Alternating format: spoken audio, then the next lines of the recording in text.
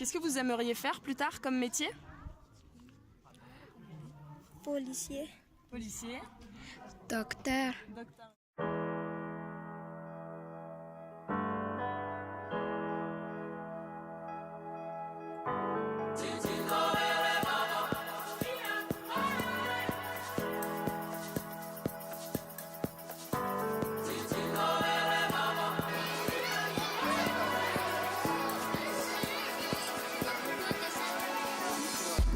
À Madagascar, seulement 5% des jeunes accèdent aujourd'hui à l'université.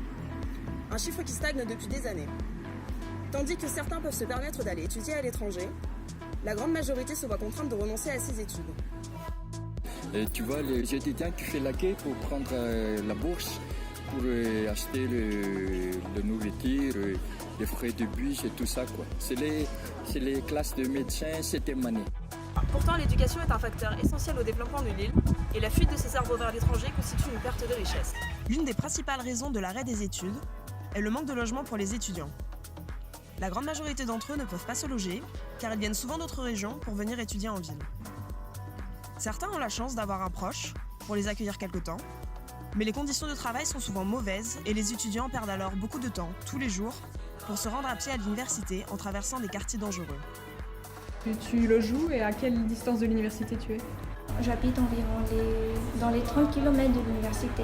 Donc c'est-à-dire qu'il nous faut 2h30 pour arriver à l'université s'il n'y a pas d'embouteillage. Donc 2h30 c'est en bus? Oui, c'est en bus. Moi j'habite très loin. Vraiment ça me prend du temps pour venir là-bas. Des fois on entre à 6h du matin alors qu'il me faut vraiment des heures pour venir. Et c'est ça qui me gêne des fois. D'autres trouvent l'argent pour se loger dans les résidences universitaires publiques. Mais les étudiants y vivent dans des conditions très mauvaises, dans des appartements insalubres et surpeuplés. Mon origine, c'est à Tamatave, ailleurs que la capitale de Tanarive. Par contre, j'habite aux cités universitaires.